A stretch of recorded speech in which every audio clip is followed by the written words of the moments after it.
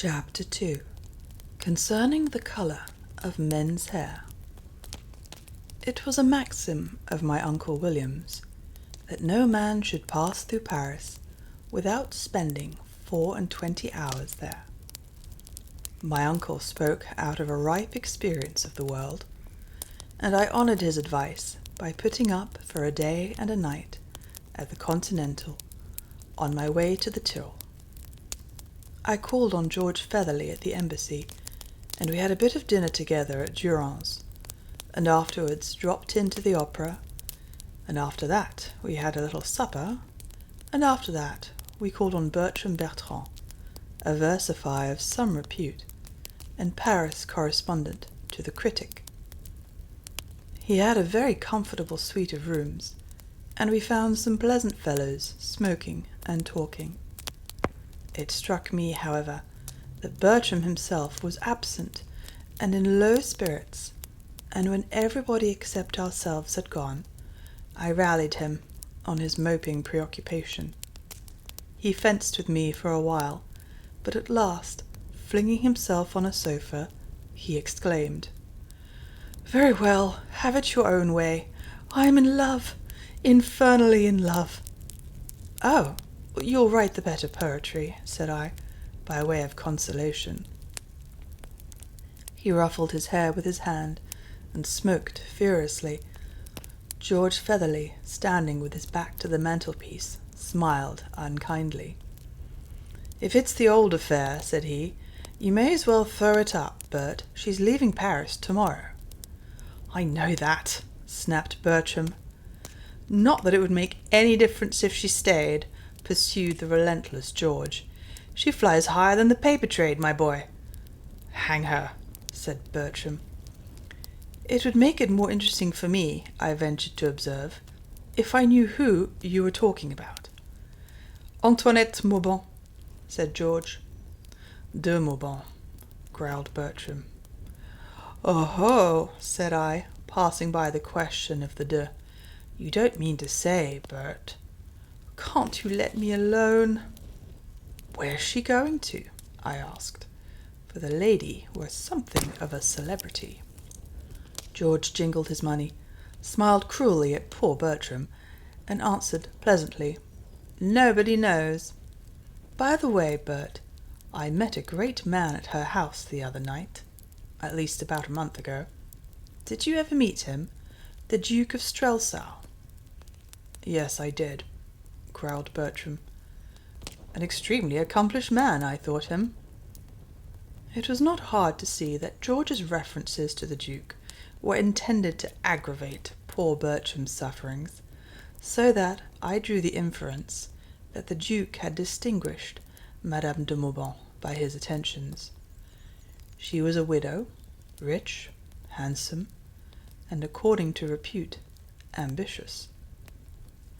It was quite possible that she, as George put it, was flying as high as a personage who was everything he could be, short of enjoying strictly royal rank, for the Duke was the son of the late King of Ruritania by a second and morganatic marriage, and half-brother to the new king. He had been his father's favourite, and it had occasioned some unfavourable comment when he had been created a duke, with a title derived from no less a city than the capital itself. His mother had been of good, though not exalted, birth. "He's not in Paris now, is he?" I asked. "Oh, no. He'd gone back to be present at the king's coronation, a ceremony which, I should say, he'll not enjoy very much. But Bert, old man, don't despair. He won't marry the fair Antoinette, at least not unless another plan comes to nothing. Still, perhaps she—" He paused and added with a laugh, "Royal attentions are hard to resist, you know that, don't you, Rudolph?"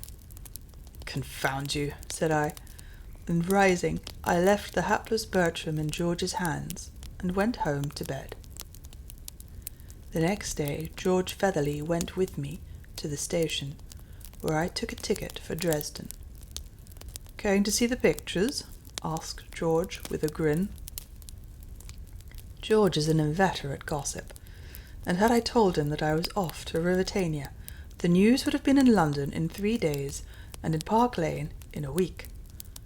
I was, therefore, about to return an evasive answer, when he saved my conscience by leaving me suddenly and darting across the platform. Following him with my eyes, I saw him lift his hat and accost a graceful, fashionably dressed woman who had just appeared from the booking office. She was perhaps a year or two over 30, tall, dark, and of rather full figure. As George talked, I saw her glance at me, and my vanity was hurt by the thought that, muffled in a fur coat and a neck wrapper, for it was a chilly April day, and wearing a soft travelling hat pulled down to my ears, I must be looking very far from my best. A moment later, George rejoined me. "You've got a charming travelling companion," he said. "That's poor Bertrand's goddess, Antoinette de Mauban. And like you, she's going to Dresden. Also, no doubt, to see the pictures. It's very queer, though, as she doesn't at present desire the honour of your acquaintance."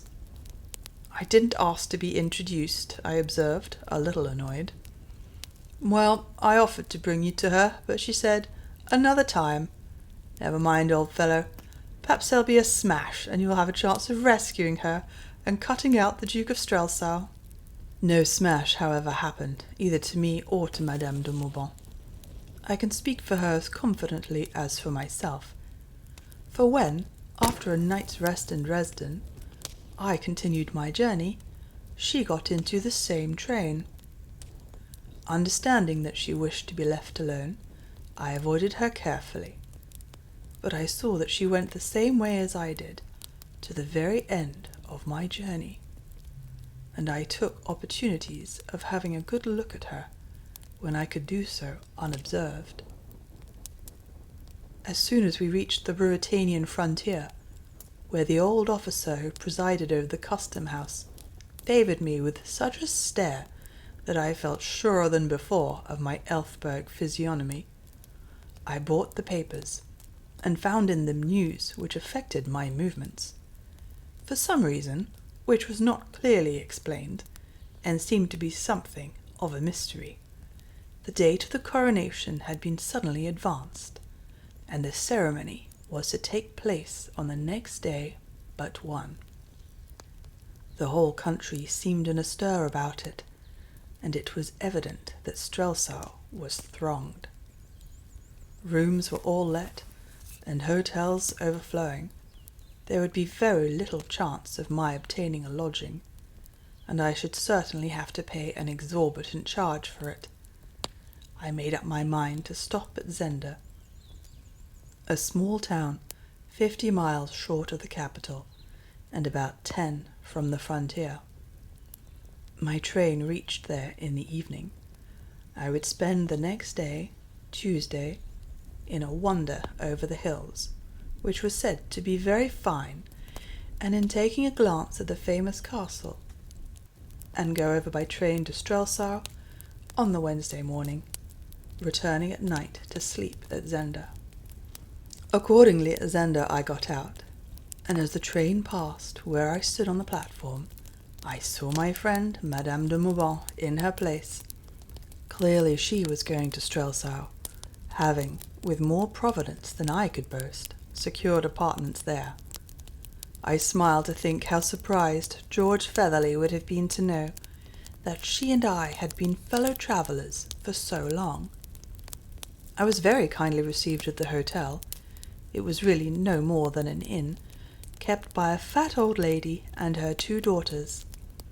They were good, quiet people, and seemed very little interested in the great doings at Strelsau. The old lady's hero was the Duke, for he was now, under the late King's will, master of the Zenda estates and of the castle, which rose grandly on its steep hill at the end of the valley, a mile or so from the inn. The old lady, indeed, did not hesitate to express regret that the Duke was not on the throne instead of his brother. "We know Duke Michael," said she. "He has always lived among us. Every Ruritanian knows Duke Michael. But the king is almost a stranger. He has been so much abroad, not 1 in 10 knows him, even by sight." "And now," chimed in one of the young women, "they say he has shaved off his beard, so that no one at all knows him." "Shaved his beard?" exclaimed her mother. "Who says so?" "Johann, the Duke's keeper. He has seen the king." "Ah, yes, the king, sir, is now at the Duke's hunting lodge in the forest here. From here he goes to Strelsau to be crowned on Wednesday morning."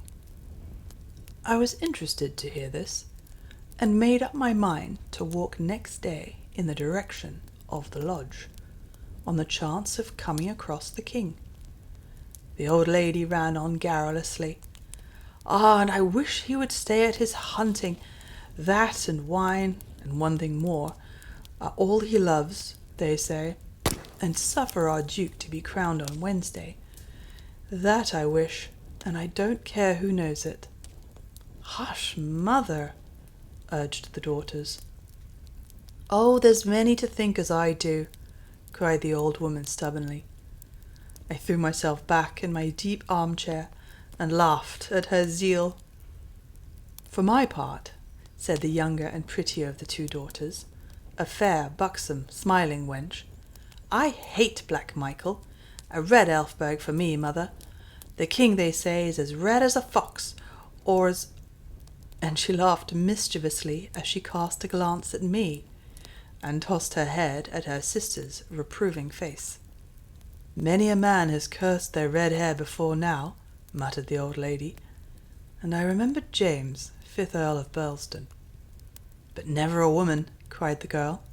"Aye, and women when it was too late," was the stern answer, reducing the girl to silence and blushes.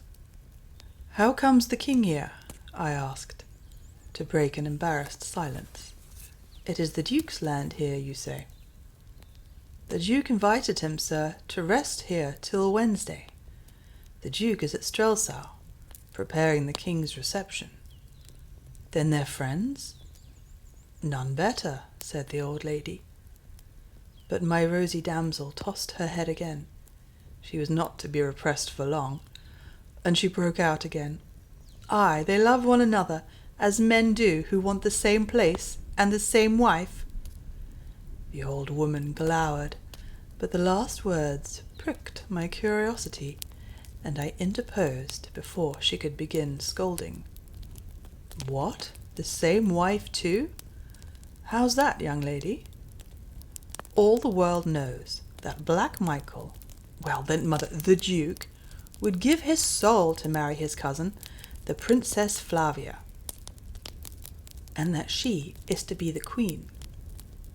"Upon my word," said I begin to be sorry for your Duke. But if a man will be a younger son, why he must take what the elder leaves, and be as thankful to God as he can." And thinking of myself, I shrugged my shoulders and laughed, and then I thought also of Antoinette de Mauban and her journey to Strelsau.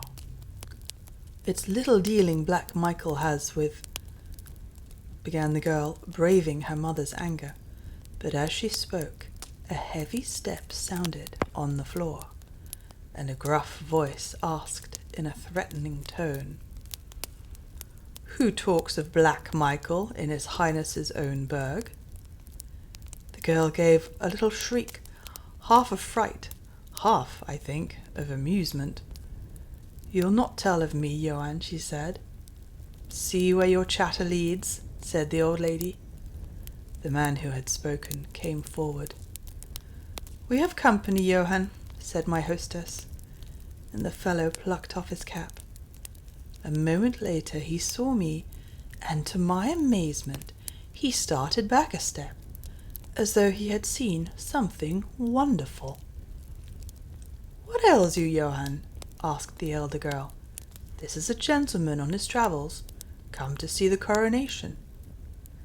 The man had recovered himself, but he was staring at me with an intense, searching, almost fierce glance. "Good evening to you," said I. "Good evening, sir," he muttered, still scrutinizing me, and the merry girl began to laugh as she called, "See, Johann, it is the colour you love. He started to see your hair, sir. It's not the colour we see most of here in Zenda." "I crave your pardon, sir," stammered the fellow, with puzzled eyes. "I expected to see no one." "Give him a glass to drink my health in. And I'll bid you good night, and thanks to you ladies for your courtesy and pleasant conversation." So speaking, I rose to my feet, and with a slight bow turned to the door. The young girl ran to light me on the way, and the man fell back to let me pass, his eyes still fixed on me. The moment I was by, he started a step forward, asking, "Pray, sir, do you know our king?" "I never saw him," said I. "I hope to do so on Wednesday." He said no more, but I felt his eyes following me till the door closed behind me. My saucy conductor, looking over her shoulder at me as she preceded me upstairs, said, "There's no pleasing Master Johann for one of your colour, sir." "He prefers yours, maybe," I suggested. "I meant, sir, in a man," she answered, with a coquettish glance. "What," asked I, taking hold of the other side of the candlestick, "does colour matter in a man?" "Nay, but I love yours. It's the Elfberg red." "Colour in a man," said I, "is a matter of no more moment than that." And I gave her something of no value. "God send the kitchen door be shut," said she. "Amen," said I, and left her. In fact, however, as I now know, colour is sometimes of considerable moment to a man.